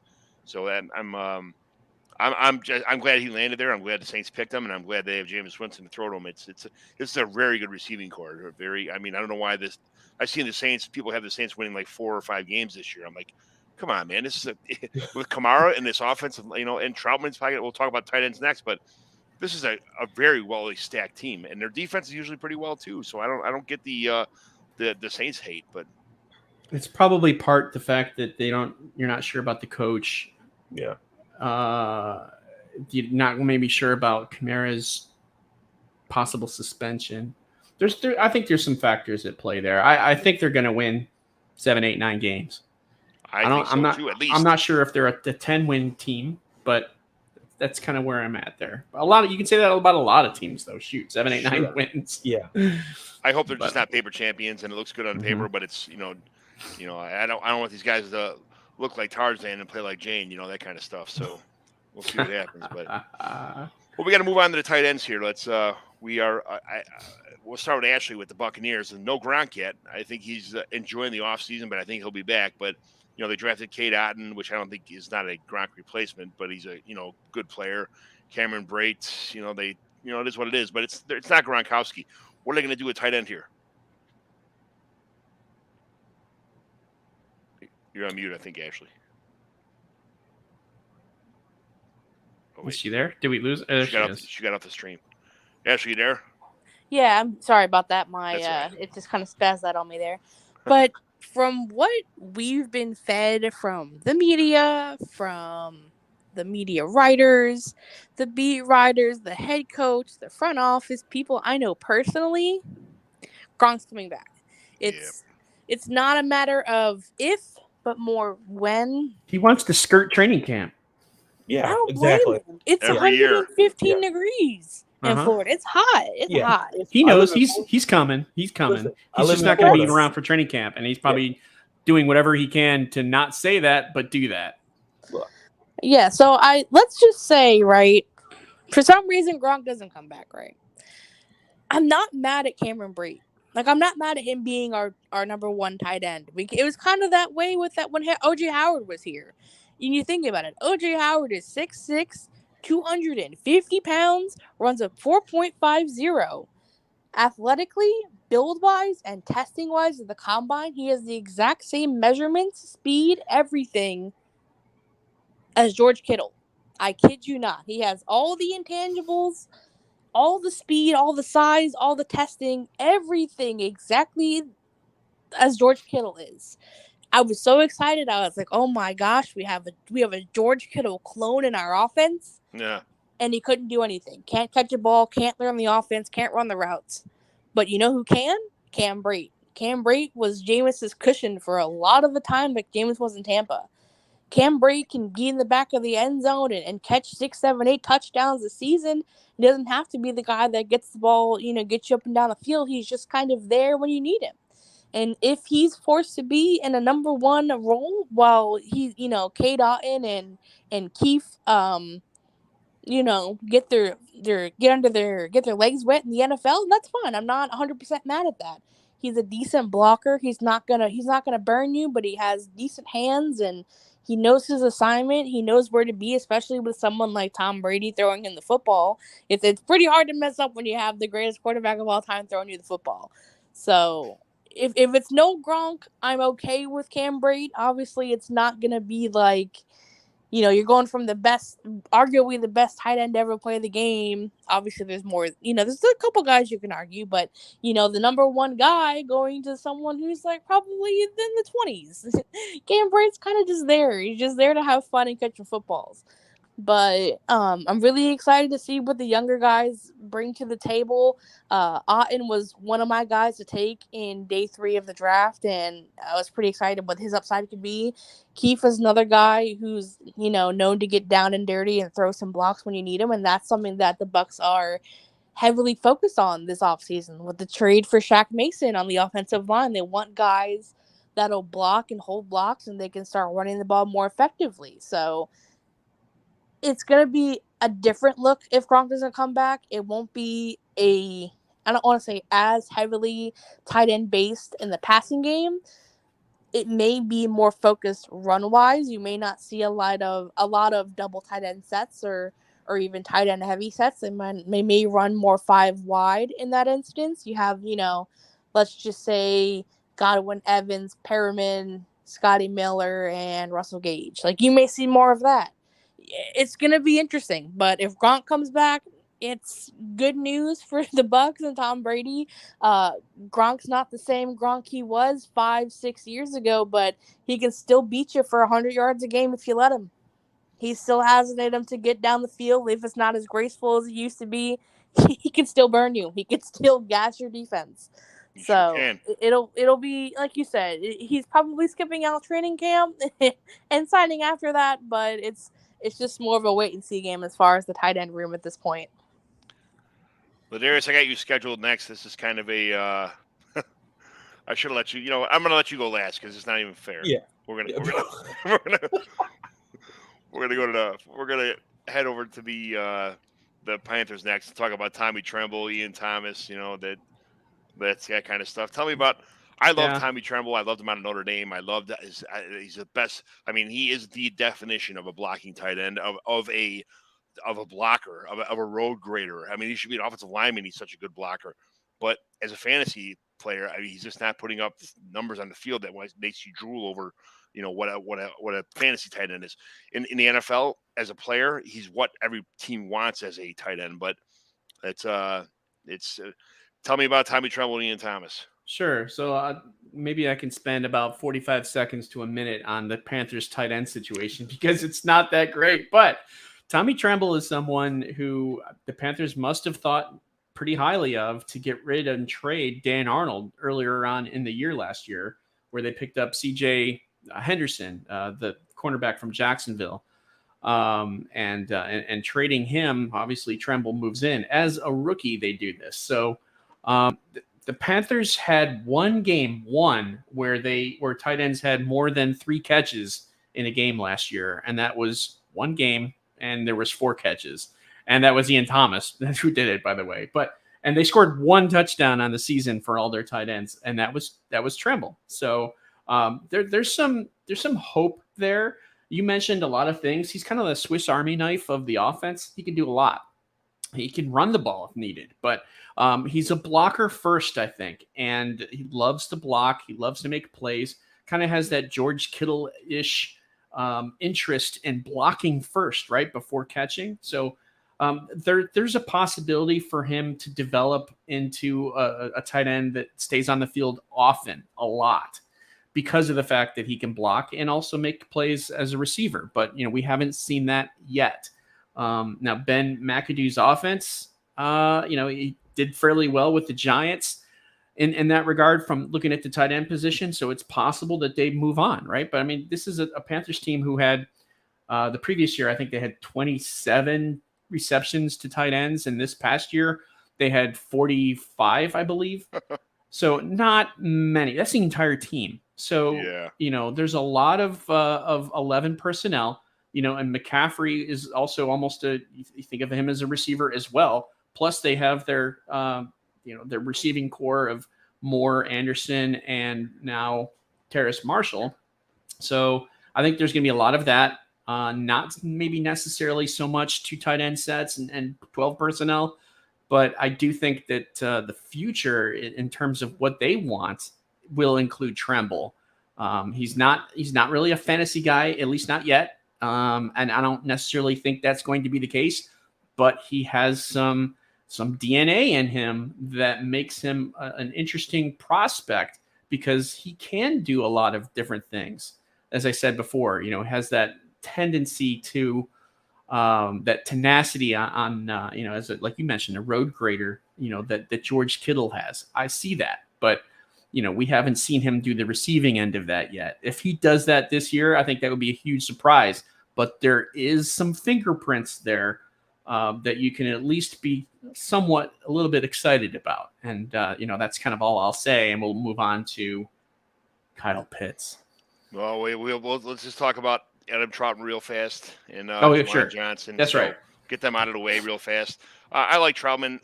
Him getting hurt last year was kind of a stick in the spokes of production for what his career should have started off or become anyway to where he's at right now.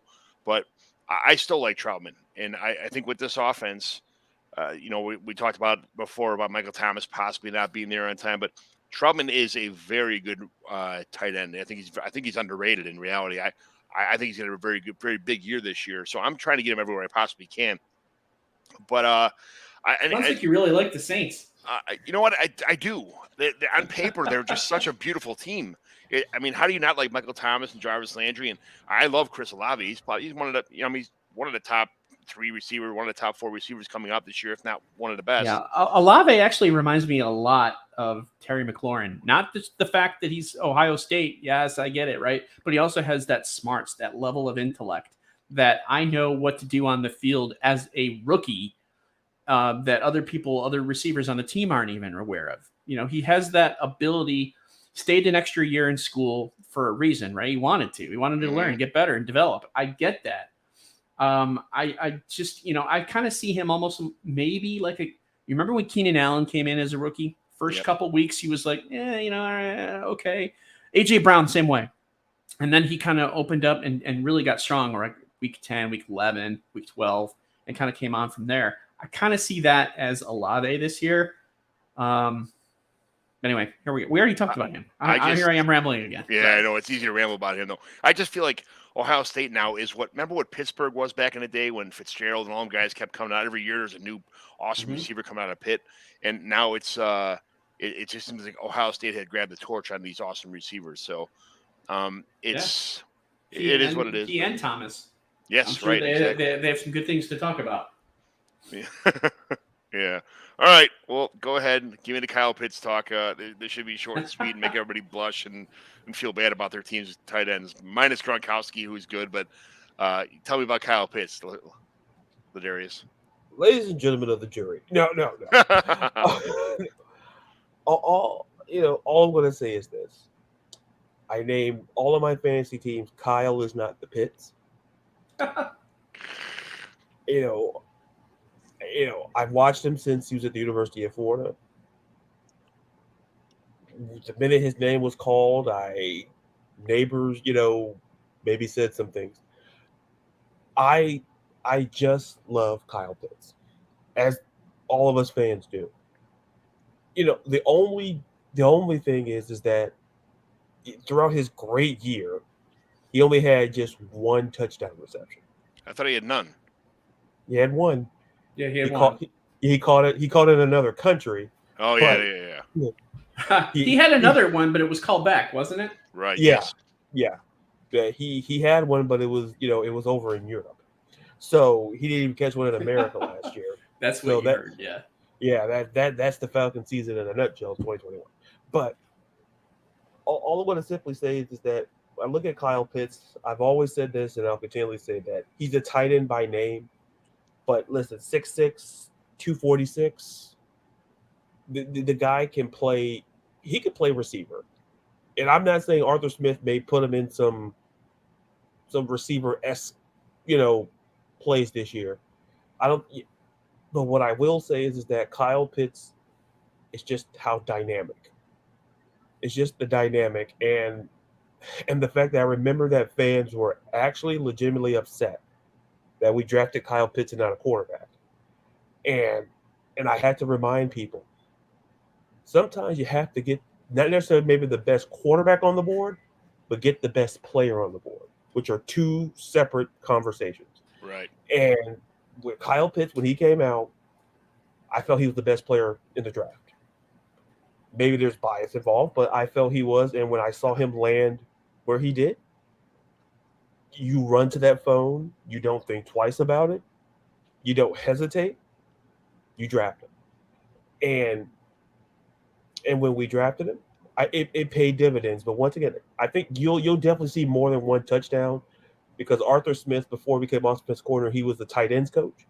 So I think he's definitely going to make sure that Kyle Pitts sees the end zone more in 2022. And it is something before I finish, instead of talking about Pitts, listen, they went on to sign Anthony Firsker from Tennessee, kind of like as his, maybe as the backup. Once again, as I mentioned earlier, Arthur Smith getting him guys who he's very familiar with this time in Tennessee. So, out with Kyle Pitts, obviously, you kind of expect him I still think he's going to be a very, very high end fantasy tight end wise. Even though the passing game, I'm hoping for the best there. I'll leave it there.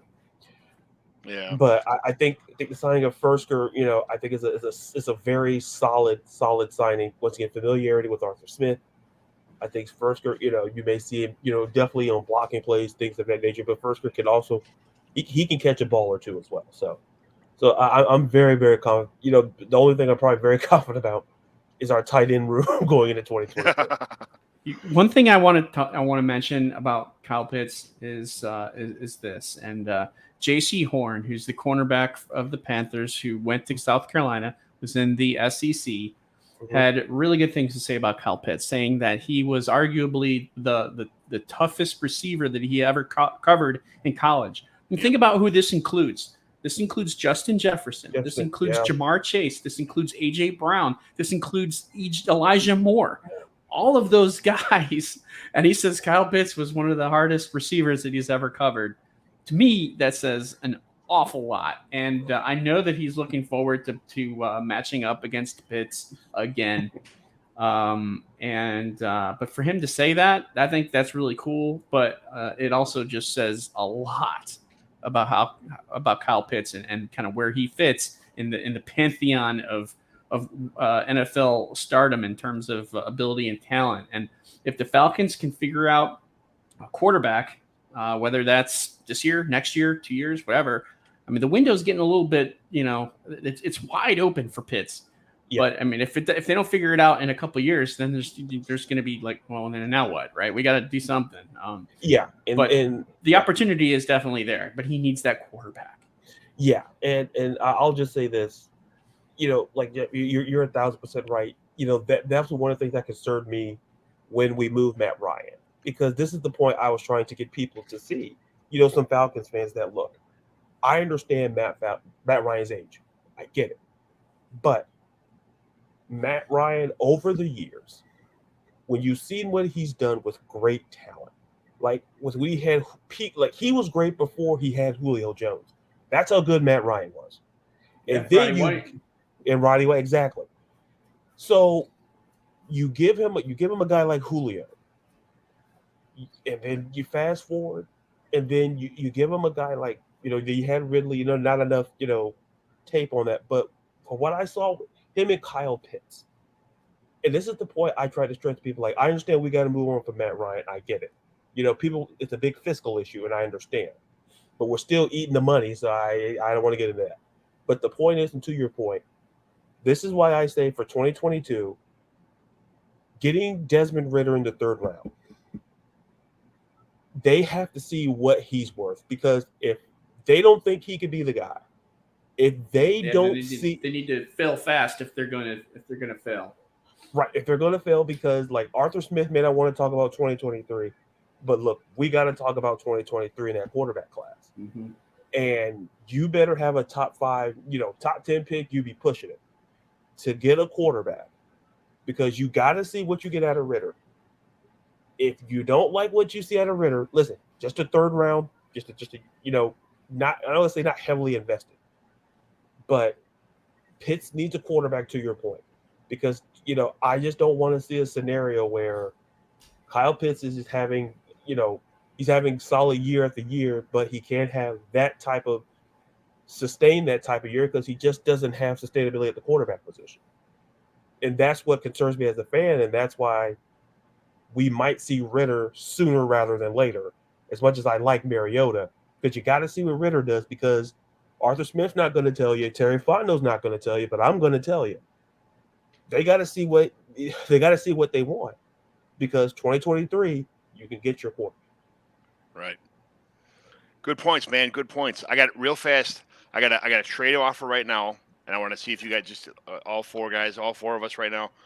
I only have Javonte Williams. I just traded for Clyde Edwards-Helaire, and I got a couple other players like a couple other running backs, but I'm kind of handcuffed at running back position.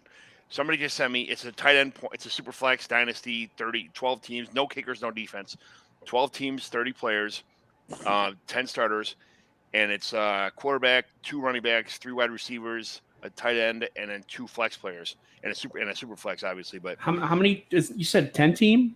It's 12 team. 12 team. Okay. 12 and team. It's a tight end premium.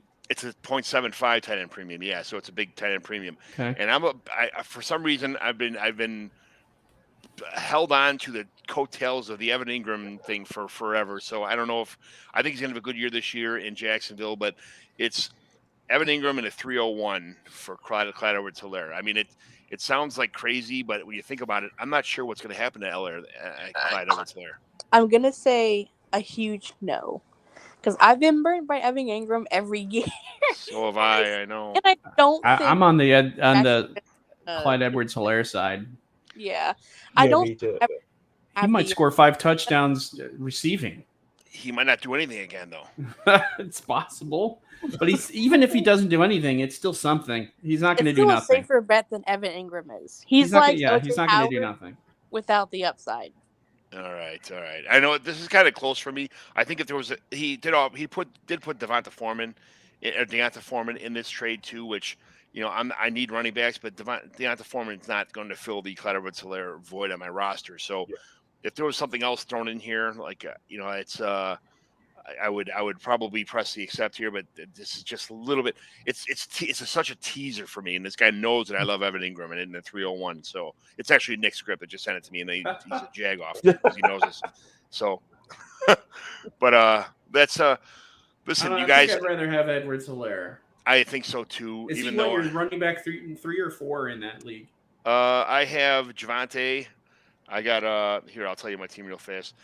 I got Michael Carter. I know that I got Javonte Williams, Kenneth Gainwell, Michael Carter, and pretty much that's about as far as I got Myles Gaskin, Keyshawn Vaughn, DJ Dallas, Benjamin, Daria Gubawale, Kenny Ngangwe, who I like, and Ngangu, and that's about it as far as running backs are concerned. So, well, if you lose Edwards-Helaire and only get Foreman back, that's not a very good running back room. No, Foreman would probably be a camp like a roster cut anyway. I would hold on to Edwards-Helaire. Yeah, it's more power to the punch per position anyway.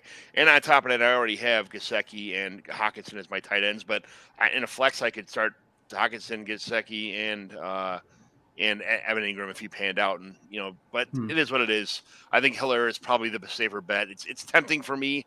I mean, it's probably might not be as tempting as you guys who don't like Ingram, but it's almost like you're right there, but he's not going to give me anything else. So the running backs that I kind of would like to target, either that I have targeted or like to, Ramondre Stevenson. I know. Elijah Mitchell, because people still are on the fence with Mitchell. I think he's the guy.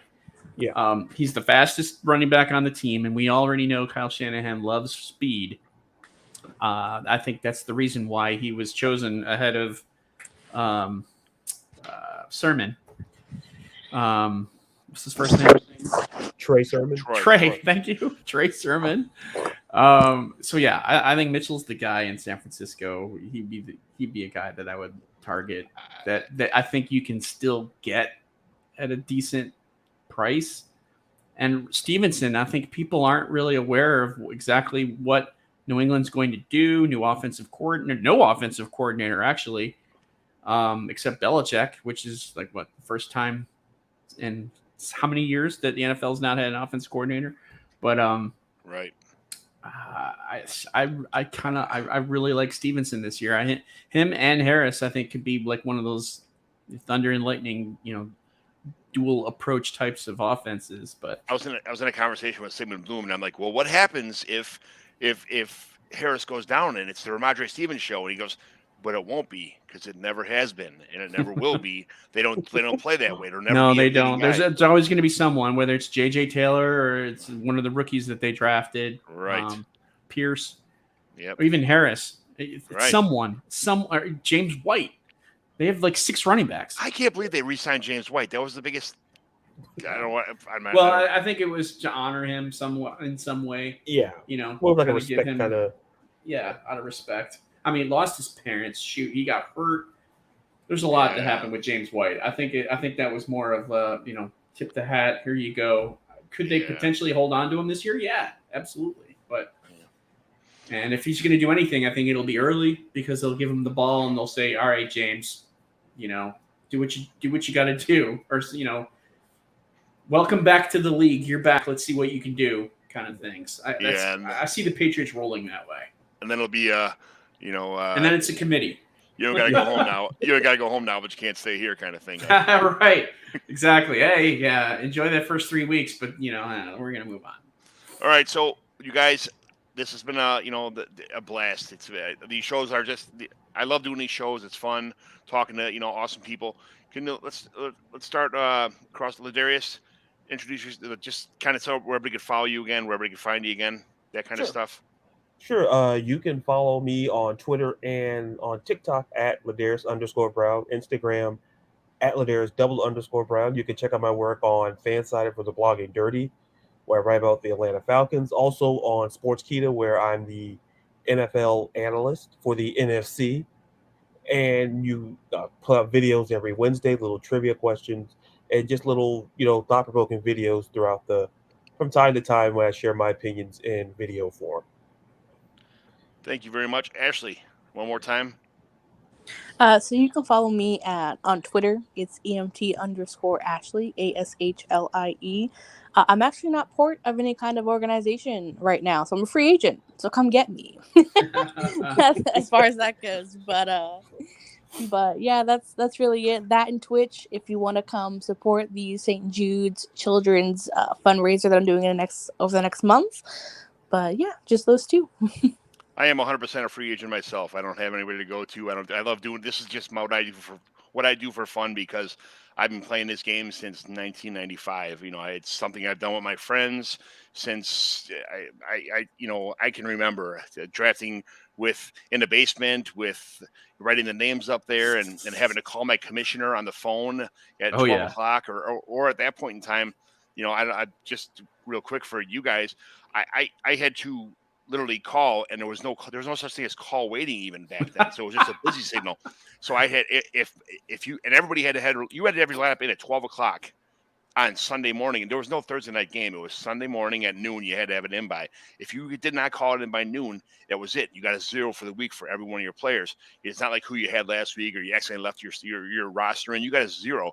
And then if your guy got hurt in the 3 o'clock game, oh, that's great. He's out. If the Monday night game, if you had a guy, if you knew Sunday somebody was like arrested or dead or whatever the deal was, you got a 0. It is what it is. That's kind of how it worked. Or else you had to get your car and drive to your commissioner's house with a piece of paper with all the names on there by 12 o'clock and put it in his hand, or else you got a 0 for the week if you couldn't get through, because everybody's trying to call a lineup in 10 minutes to 12. You get back from church, you run home, you call, what's the lineup, look at it and see who's hurt or what's going on. And then you pick up the phone, dial the number, and you're like, come on, you're hanging it up trying to get the calls across. But it was a funner game. It was still a fun game back in the day, but I've been playing this my whole life. I don't even want to make any money on this thing. I just really enjoy talking to people like you every week or whenever I get a chance to about fantasy football. I'm 100% a free agent. I wouldn't mind going somewhere, but if I did this for the next 20 years and just talk to awesome people like you guys, I'd be happy. So, Jeff, tell me about you. Yeah, no, that's fun, man. You talked about the golden age of fantasy. I mean, you're mentioning like Scotty Mitchell to Jermaine Crowell. Yes. Going back. You can find me at footballguys.com. I am a writer for them. I have a lot of work that I do there, collaborative work, as well as articles that I write during the season. And I didn't mention this in the intro, but I also have my own podcast that I do called Carolina Fandom, which is all about the fans of Carolina sports, mostly the Panthers, the Charlotte Hornets, as well as Charlotte FC, their new MLS team. So we talk about everything fandom in terms of Carolina sports. So that's me. Thanks for having me on here, John. Appreciate it. It was fun meeting you guys and talking some NFC South. Yeah, definitely a lot of fun. Yep. Yes. So much very fun. much. I appreciate you guys coming on. I know you got better things to do with your families and stuff like that, and it ended up being a little longer than we thought. But this is my favorite hobby. I don't hunt, I don't fish, I don't do that stuff. I do fantasy football, and to meet new people every week and talk to everybody and learn stuff about fantasy football from people like you who are smarter than me. I mean, this is that's what it's all about. So, thank you very much, and thanks everybody for joining. We'll talk to you later. Thanks so much. Thank you.